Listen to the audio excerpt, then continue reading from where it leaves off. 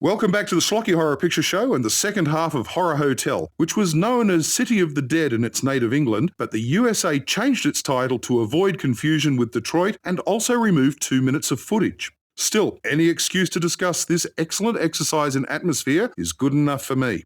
It may not be a masterpiece, but it's definitely worth discovering.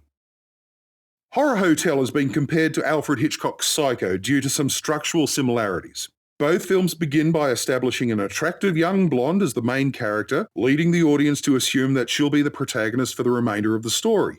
In both films, the blonde travels to an isolated location and checks into a motel run by an eccentric manager, which is essential for any exciting holiday, and both films were made in the same year, 1960.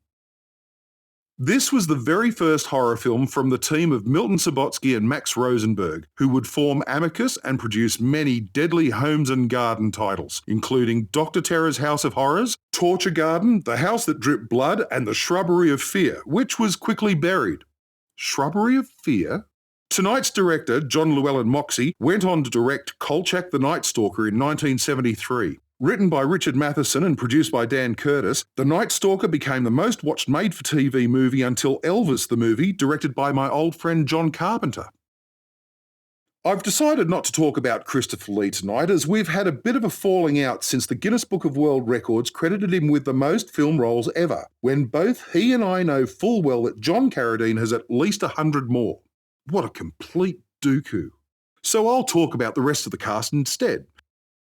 Betta St. John, who plays Patricia Russell, made her film debut when she was only 10 years old in Destry Rides Again, followed by Jane Eyre.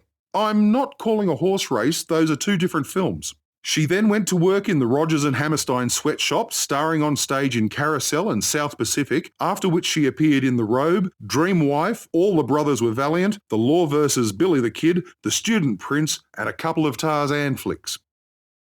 Tonight's epic, Horror Hotel, was the final straw that broke the camel's back and drove poor Miss St. John into retirement. Nan Barlow is played by Venetia Stevenson, who was born with a celluloid spoon in her mouth, being the daughter of director Robert Stevenson and actress Anna Lee. Born in England, she moved to Hollywood immediately when her father signed as a director for David O. Selznick. In 1956, at age 17, she married and divorced diminutive dancer Russ Tamblyn. Then in 1962 married Don Everly of the Everly Brothers and retired from acting after only 8 minor roles and about as many TV appearances. Thank you, Don. The actor I really want to talk about is Valentine Dyal, known for many years as the Man in Black, the narrator of the BBC radio horror series Appointment with Fear. He was such a good actor, no one ever noticed that he usually wore tweed. Around the same time, he made guest appearances in The Goon Show, sending himself up as the Man in Grey due to a mix-up at the dry cleaners.